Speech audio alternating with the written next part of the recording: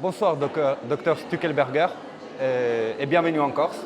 Merci Nicolas. Vous avez donné deux conférences, une hier, vendredi soir, et une ce soir, samedi soir, ici à Bastia. Avec quel message vous êtes venu en Corse? Je suis venue pour les victimes des injections expérimentales parce que je suis marraine du groupe de VIAC, des victimes de l'injection et des accidents vaccinaux. Donc je suis venue pour d'abord montrer mon soutien et puis expliquer qu'est-ce qui se passe et puis amener de la cohérence dans l'explication et l'investigation à laquelle on arrive après 4 ans. Et donc c'était aussi pour donner des solutions, pour pas que les gens soient effrayés, parce que c'est effrayant quand on réalise ce qui se passe. Et avec ce recul de 4 ans qu'on a vis-à-vis de la pandémie, ce que s'en est suivi, donc la vaccination, quels sont pour vous les points clés aujourd'hui sur lesquels on peut tirer une conclusion définitive? C'est comme ça et pas autrement, par exemple les effets secondaires ou les confinements, ou tout ce qui a été fait autour de ça, l'implication de l'OMS. J'ai une slide de conclusion ou d'introduction que je montre souvent, où je dis ce qui est clair, c'est que c'est global d'abord. Ce n'est pas juste une épidémie locale ou une corruption locale, c'est global. Ce qui s'est passé depuis 4 ans, tout le monde entier l'a vécu et l'a vu. C'est pas comme si c'est quand même extraordinaire. C'est de l'Alaska à la Nouvelle-Zélande, de l'Indonésie à la Corse.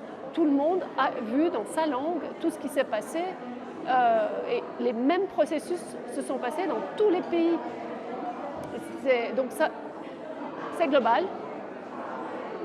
Ça ne nous veut pas du bien. C'est un agenda de dépopulation clair. C'est qu'ils ont voulu éliminer la population, ils l'ont dit. Bill Gates a dit qu'il faut qu'on arrive à 500 000 personnes ou 1 million. Les Georgia Guidestone. Voilà. Il y a eu, donc il faut que les gens sachent, il faut voir ce qui est juste.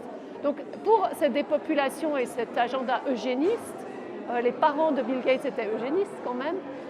Et ils ont mis en place un agenda qu'on a vu se dérouler et tout était injustifié. Et l'être humain, on lui a enlevé son consentement et son droit. D'accord.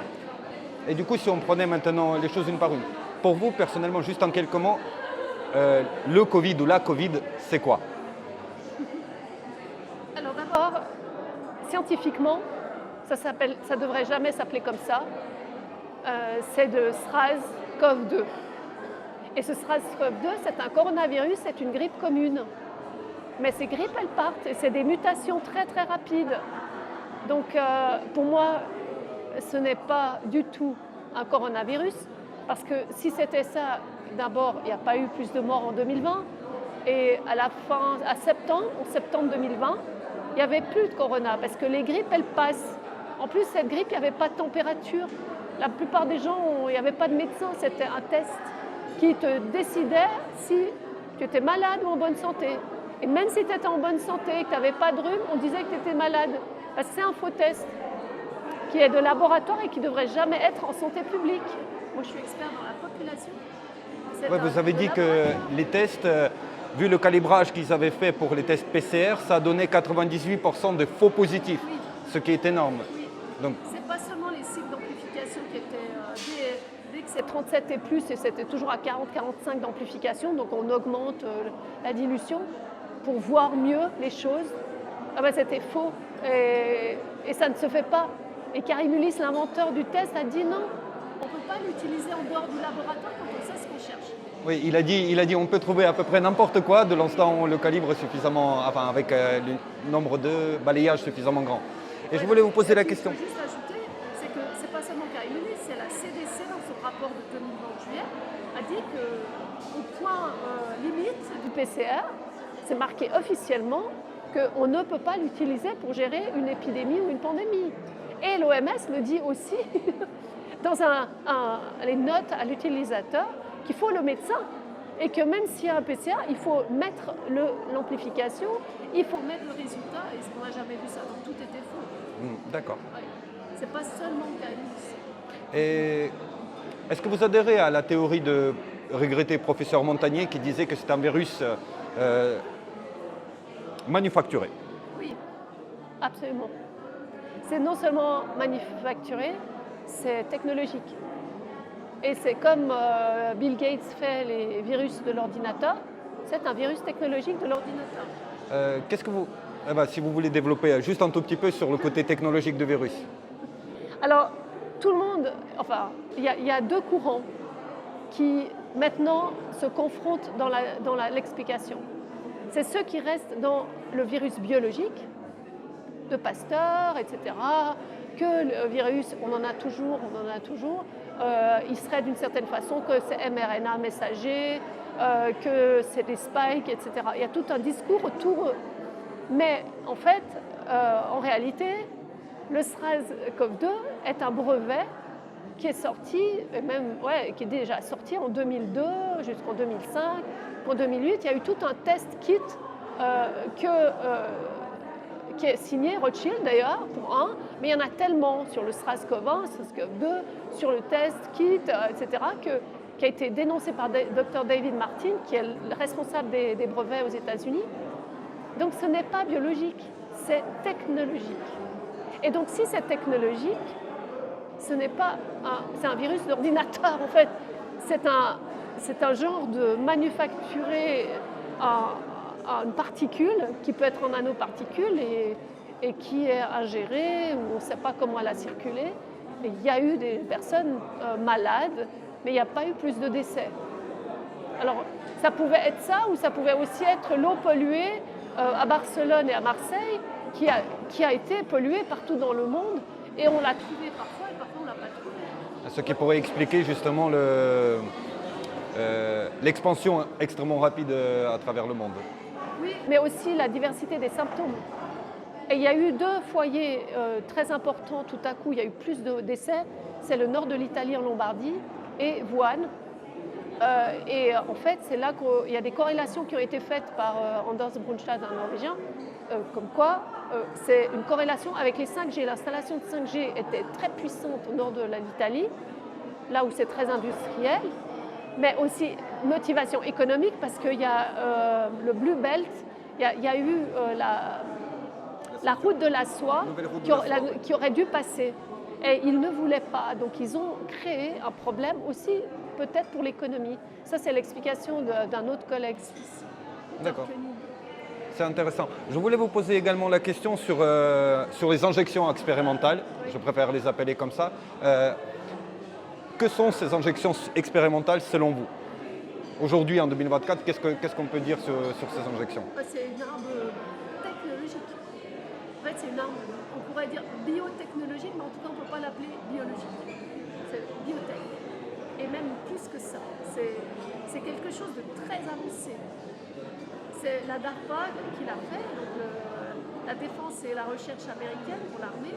Et donc, c'est les brevets viennent aussi de là. C'est en fait quelque chose de tellement d'un nouveau type, c'est mRNA, qu'ils disent qu'ils peuvent les dérouler quand ils veulent. À peine on annonce un Mpox, Omicron, il y a déjà le virus, il y a déjà le vaccin. Donc, à peine ils ont dit un mot, c'est comme si on appuie sur le bouton et il y a le vaccin. Donc, on voit bien que c'est un jeu de standardisation d'un algorithme pour dire quelque chose et mettre quelque chose dans le sang. Et si c'est de la tech et de la nanotech, c'est de l'armement pour finalement, l'objectif, vous allez me demander, l'objectif c'est de transhumaniser et d'hybridiser les êtres humains. C'est la science-fiction. Le contrôle absolu. Oui. Et vous pouvez regarder le docteur Charles Morgan sur YouTube qui parle à l'armée américaine et qui explique, ça s'appelle neurobiologie et les guerres, et qu'on peut, avec l'oxyde de graphène, s'emparer des manettes de quelqu'un à distance. Ils ont fait les expériences avec des singes et avec des êtres humains. Je suis content que vous évoquiez l'oxyde de graphène puisque c'est une question dans ce qu'on appelle la résistance. Tous ceux qui ne se sont pas laissés faire par les manipulations, on se traite désormais de l'opposition contrôlée autour de justement de cette question de l'oxyde de graphène. Certains, ceux qui disent qu'il n'y a pas d'oxyde de graphène, ils disent oui, mais les méthodes utilisées dans lesquelles on l'a observé, etc., ne sont pas représentatives d'une réalité scientifique. Puis il y a d'autres personnes qui disent nous les avons effectivement observés et effectivement il y a de l'oxyde de graphène. Pour ma part, j'ai vu qu'il y a des lots absolument différents de vaccins, certains qui ont causé 95 ou 99% de décès et d'autres beaucoup moins, qui étaient beaucoup plus bénins. Et je me demande, moi personnellement, je me suis demandé est-ce qu'ils n'étaient pas... Est-ce qu'ils parlaient du même sujet mais ils n'ont pas étudié les mêmes échantillons? Voilà, c'est la question que je m'étais posée. C'est très simple, ils n'ont pas les mêmes méthodes et ils n'ont pas les mêmes expertises. Mais c'est qui a la bonne méthode du coup? Mais chacun a sa méthode. Mais ce qui ne va pas, c'est que ceux qui sont axés sur la biologie doivent reconnaître leurs limites et dire non, je ne sais pas parce que ça, c'est du niveau de la chimie, de l'ingénierie, de l'électricité, de la nanotech. Mais ils y manquent d'humilité. Ce que je leur reproche, c'est qu'ils manquent d'esprit de collaboration. Ils pensent qu'ils détiennent la vérité à un point où on se dit non mais ils sont payés pour continuer le business. Pourtant, ce sont des personnes qui ont déjà avalé la pilule rouge vis-à-vis de toute la pandémie et tout ce qui s'en est suivi. S'ils ont pris le vaccin, ils restent dans leur doxa. Alors pourquoi ils n'ont pas pris le vaccin? Non, mais... Moi, je n'ai pas la question à cette réponse. Non, le truc qui ne va pas, c'est qu'ils ne peuvent pas comprendre que quelqu'un qui est dans un laboratoire se permette de parler de l'être humain des millions de personnes qui sont en dehors. Un médecin aussi, par exemple le microbiologiste qui commence à parler de ce qu'il sait, qui sait comment soigner les gens, il n'a jamais soigné une personne de sa vie. Mais c'est quoi ça? Ensuite, les médecins, moi j'ai des familles de médecins. Alors. Les médecins, ils sont dans leur cabinet médical, ils sont commerciaux, ils obéissent à un protocole et à des pharmas. Et de plus en plus, ça a augmenté dans le monde, cette affaire. Ils ne savent pas ce que c'est la santé. Moi, j'enseignais la santé à la faculté de médecine, j'étais la seule, et j'essayais de leur faire comprendre qu'on peut augmenter la santé, on peut faire de la prévention, on peut faire de la régénération et on peut renverser le diabète, on peut réversibilité. Oui, vous êtes spécialiste justement dans les questions de vieillissement. Oui, mais de santé. Si vous voulez, le vieillissement m'a amené à parler du parcours de vie de quelqu'un et qu'on peut à chaque moment de sa vie augmenter son capital santé. Et s'il y a une maladie, on peut la renverser. Le diabète et des maladies chroniques sont réversibles, mais on le veut pas parce que ça paye plus de te payer des maladies chroniques. Maintenant. J'aimerais bien avoir une interview avec vous, rien qu'autour de ces sujets-là, comment on ralentit ou on inverse le vieillissement justement à travers différentes pratiques. J'ai 2 livres et j'ai plusieurs articles scientifiques dessus, mais allez voir déjà là, c'est très révolutionnaire. D'ailleurs, j'ai aidé beaucoup d'hôpitaux à créer des centres d'intervention et de prévention, jusqu'à Président Ouadé en Afrique, jusqu'en Suisse, dans deux endroits. Donc voilà, les médecins qui sont toute leur vie fait de la pathologie et de la micropathologie sous un microscope et qui ont utilisé que 2 ou 3 microscopes, ils viennent critiquer ceux qui utilisent 17 microscopes. Mais c'est de l'obstruction à l'investigation pour moi au niveau... moi, si j'étais chef de police criminelle, je dirais obstruction. Vous voulez pas? On vous êtes des suspects. Parce que vous voulez, c'est Colombo, hein.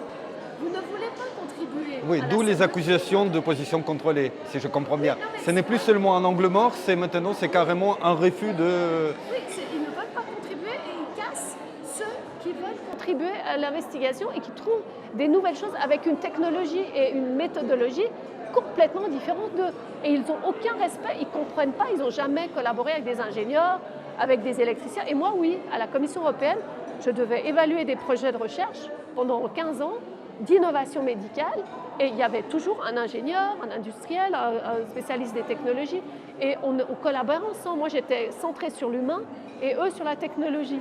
Il n'y avait pas de microbiologistes, enfin. Et ils n'arrivent pas à comprendre que la biologie synthétique et la biologie artificielle, on a quelqu'un qui a posé la question, c'est complètement différent. Parce que si vous pouvez programmer comme Dr Benveniste faisait, vous pouvez programmer de la santé ou de la maladie avec des ondes scalaires, avec des codes, c'est toute une autre médecine, hein, c'est pas possible. Donc comment vous mesurez les fréquences? Il ferait mieux d'être humble et d'apprendre. Mais pour l'instant, moi je trouve que c'est une obstruction. Ils choisissent leur chemin. Hein.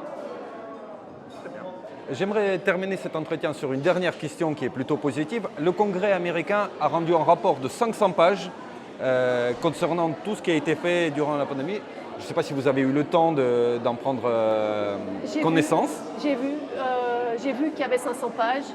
Comment vous évaluez cette conclusion. Je n'ai pas pu lire ces 500 pages, c'est impossible. Mais on essaye de lire de travers. Je suis bilingue, anglais, c'est ma première langue. Mais j'ai été assez rapidement aux conclusions. Ils travaillent beaucoup sur dire des choses sur le Covid, mais je n'ai pas encore vu les nanotech, j'ai pas vu... c'est bien, on fait un premier pas. Mais moi, je veux que la vérité émerge. Je ne veux pas qu'on reste dans le mRNA. Je suis d'accord avec vous. Après, il faut voir le côté positif. Des théories complotistes issues des réseaux obscurs sur Internet. Maintenant, c'est le congrès, certainement de la plus grande puissance mondiale, qui sort un rapport qui commence quand même à lancer des accusations très très graves. Non, il faut faire attention parce qu'on est dans une guerre du narratif. Il y a un narratif de business qui sert le business et le secteur privé. Et nous, on veut servir l'humanité. Et donc, s'ils commencent à dénoncer le Covid, mais ils reviennent avec les vaccins et avec les virus, alors c'est juste, c'est pas de l'opposition, c'est de l'opposition prévue pour contrôler le gouvernement futur. Et moi, j'en ai vu tellement faire ça. Et les Français, vous avez à la Révolution française, ils ont repris, les nazis sont toujours là. Et donc voilà, mais c'est positif, mais il faut avoir une analyse critique. Moi j'enseignais l'analyse critique, on ne peut pas tout gober comme ça, on regarde la méthode, qui c'est qui a fait, pourquoi, motif. Surtout quand on est dans une scène où on veut sauver l'humanité des criminels. Moi je pense que de toute façon, Trump, on peut lui donner le bénéfice du doute, mais moi je sais qu'il y a j'ai des preuves, parce que je suis en relation avec des militaires et je sais que les choses vont tourner. On peut toujours avoir un doute, mais j'ai un doute happy doubt. J'avoue que je suis plutôt de votre avis. Si vous aviez un dernier message à donner à ceux qui vont regarder cette vidéo. La Corse est un pays magnifique. C'est vrai que c'est une île magnifique. Toutes les possibilités sont là, les ressources naturelles. Moi, je dis aux gens, revenez à la nature, revenez aux vraies valeurs et revenez à la médecine des fréquences, en fait. Il y a toute à l'herboristerie, aux choses, toutes les recettes de grand-mère, entre guillemets. Mais on doit revenir aux herboristes, à la vraie médecine humaine, qui n'est pas toujours avec la technologie. C'est bien, on a des machines à laver les vaisselles, mais il faut maîtriser l'humain et surtout l'intelligence artificielle. Il faut que ce soit, nous, on est une intelligence humaine et l'intelligence artificielle n'aura jamais notre intelligence de cœur. Merci beaucoup. Merci. Merci pour cet entretien.